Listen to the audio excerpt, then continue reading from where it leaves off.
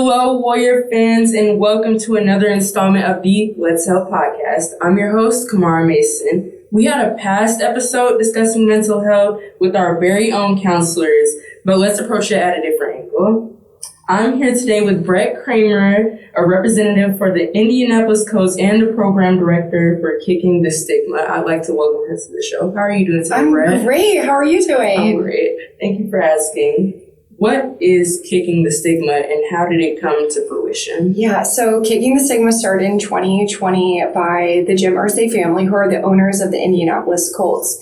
And every year with the NFL, they have an initiative called My Cause, My Cleats, where that specific game, players, coaches, owners can put a cause that hits close to home on their shoes and kind of create awareness around it. So some people do breast cancer, some people do Alzheimer's, some people do autism awareness. And that year, the Irsay family decided that they were going to put Kicking the Stigma on their shoes as a way to bring awareness to mental health and the stigma often associated with these illnesses. Mm-hmm. So once they put it on their shoes, and then it was paired with a national PSA campaign using our players and ownership as representatives as well, just trying to tell the community, like, it's okay to not be okay. We see you, we hear you, we acknowledge that everybody deals with mental health in some capacity. That one moment kind of really transformed into a full-blown initiative where they got such positive feedback from not only the central Indiana community, but really statewide, asking from the Colts, what are you going to do? What's your plan for mental health? What does that look like moving forward?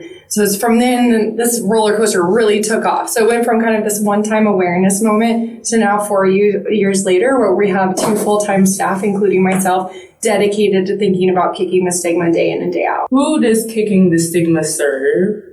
We think it serves everyone. And I do think we have some targeted audiences that resonate a little bit more with the campaign than others.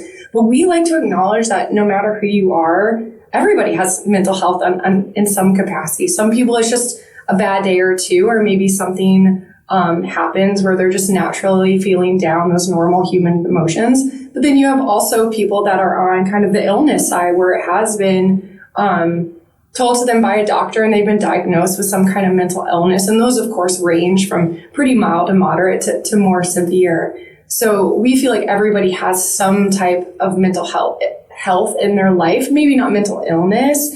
But what we're really finding, especially with our players, is kind of the forefront of our campaign, that we are reaching a lot of the community of Black men, just because that's a lot of our players and the stigma is very real in that community. But then I think they're also showing, especially the youth of our generation, especially athletes like yourself, that you can be a professional in this area and still have mental health issues or maybe a mental health illness. So those are the demographics that we've seen kind of latch on the most. But I truly feel like the campaign's for everybody. That's great. It recognizes a little bit of everybody. Mm-hmm.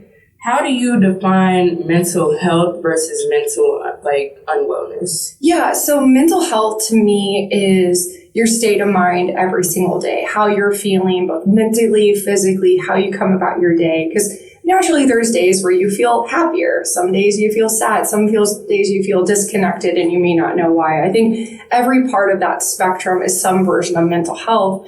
And sometimes mental health is you're in a positive state. So I would hate for always to have this negative connotation. Right. When you get to the mental illness side, that's when you have probably noticed something that is persistently kind of off, and you've worked with a expert in the field, a doctor or a psychiatrist or wherever it might be, and they tell you that no, this is actually something that is diagnosable. You have diagnosable anxiety, which means that it impacts your life on a more day-to-day basis. That doesn't mean can't be managed and resolved, but it's something that it's kind of like the difference that if you were to hurt your arm or you're sore from a cheerleading workout, the next day you're like, oh, my arm's sore. Right. But the next day after that, it might be okay. Versus if you broke your arm, that's a whole different ball game. So that's how I kind of separate mental health from mental illness. One is a little bit more long-term and the others are just kind of the natural ebb and flows. Right. Why is it important for athletes to prioritize their mental health? Well, I think it's kind of twofold. And I was a college athlete myself, and I think a lot of it can really hinder your performance. Like if you're not feeling good mentally, then you can't focus. You can't perform at a high level. Maybe stressors are getting to you in ways that are really impacting your play, or potentially if you're a professional athlete, your livelihood. Right. I think the other half of it is a lot of people see these individuals that are high net worth. They have a lot of money. They have a lot of resources at hand. But it also shows that like money doesn't solve mental health. Exactly. And it doesn't matter like who you are, how you grew up, it doesn't discriminate on any level. So I think that's the other reason why it's important for athletes to talk about this and talk about their trials and tribulations, because so much of America, and rightfully so, puts them on this like pedestal, but they can still be the best at what they are and what they do for a profession, but still deal with mental health. So we think it's important just to really humanize these athletes. They're just like me and you. They're just very, very talented in a given sport or a given skill set. Right. Why might an athlete have a declining mental state? Like what aspects of declining mental health can happen through the sport or like just at home? Yeah, no, I think it's very important too to set the stage. Like, I'm not a mental health expert. This is something that I, of course, work in this space, and my background's in sports and nonprofits. However, in my own like lived experience and what I've seen in our locker room and in other sports industries I've been in, is that the pressure of performing is at an all-time high. And with sports, you have the luxury, and maybe not so much the luxury, of like all eyes are on you all the time. It's broadcasted on national television. There are thousands of people that come to these games, thousands of fans for each given team. So it's almost like everything you do is under this big microscope, and could be good sometimes if you're performing well, but then also if it's not, you can't really escape it as an athlete. So I think that really hinders mental health and just kind of that public perception.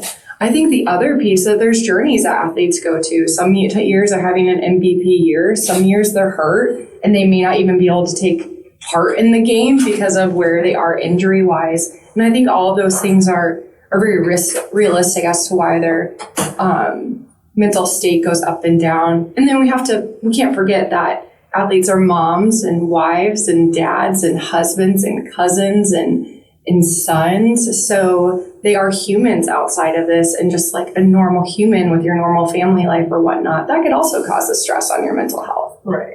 How could someone, like, whether that be a family member, a community member, a coach, a friend, how can someone help out if they see an athlete or just any person in general struggling with a mental health issue? Yeah, I think sometimes, and I don't want to simplify it too much, but sometimes it could just come down to a conversation and reaching out. At the beginning of this podcast, this is a great example, Kamara, where you're like, how are you doing? I said, great. And you said, great too. But I have actually no idea if you're actually doing great. Right. And I actually feel pretty great today, but I could easily lie to you. So I think that's the piece with like athletes and those close family interactions, is that you kind of have to really know somebody to understand, like, are they putting on a front? Are they faking this? Are they really doing well? Are they not? Have you seen any changes in them lately? And I think those relationships are really kind of the foundation to know if somebody might be struggling when it comes to mental health.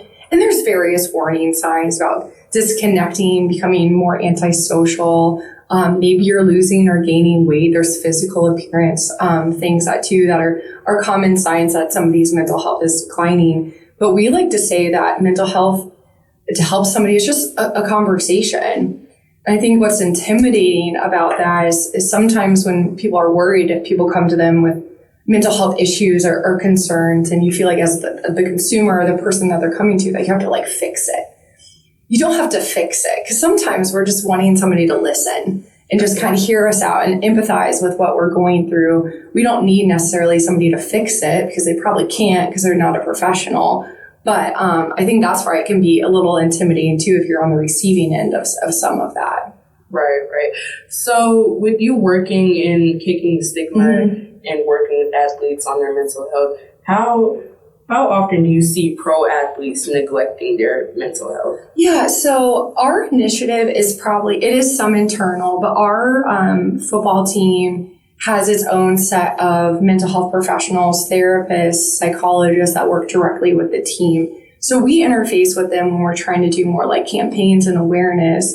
But what I think we are finding on kind of the decline is just, once again, that societal pressure to like perform at the highest level at all times.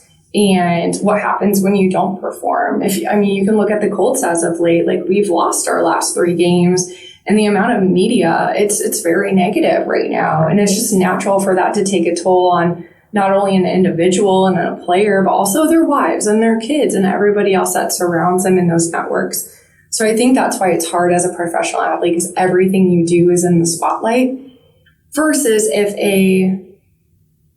this might be a bad example, but maybe like if one of your teachers had like a bad day and they just had like the worst lesson ever, like that's probably not going to be on ESPN. That's probably not going to make the headlines at night. So I think that's why it's a little different than a lot of jobs out there. Where can someone learn more about Kicking the Stigma? Yeah, so we have a dedicated website, kickingthestigma.org, where we have a list of resources there that we've really kind of vetted, that if you're going through a mental health emergency, you're looking to learn more, trying to figure out different like mental health programs or therapies or treatments, that we have that nice resource page. But then we also, within the website, really talk about how you can be kind of your own activist and really create your own awareness within your kind of trusted circle by starting conversations, by openly talking about your own mental health and kind of being an advocate in that space. So that is the best place to learn more, at kickingthestigma.org. Okay, thank you. Is there anything that you wanted to add that I haven't touched on in this podcast so far? I think it's just important that I think your generation does an incredible job of acknowledging mental health in a way that my generations and people before me really didn't. I think it was very much kind of like suck it up and mental toughness and all the phrases that like give me cringes now. But I think it's just really important to know that no matter how you're feeling, you're not alone. That by statistics alone, it's probably 1 in 4 Americans have some kind of diagnosable mental illness every single year. So it's not uncommon. It can be treated, and it's just something nobody should feel alone in their journey. And there's incredible resources out there. It's just about knowing what those are and finding the best fit for you or potentially a loved one.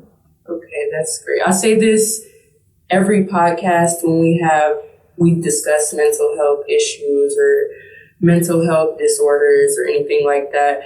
If you're feeling down or if you're feeling depressed, anxious, suicidal, please don't hesitate to reach out to somebody, because you're not struggling alone. It's never just you. Thanks again to Brett for coming on to the show and Kicking the Stigma. Be on the lookout for more helpful episodes of Let's Help on WEDMFM.com. This is Kamara Mason with 91.1 WEDM signing off. Until next time.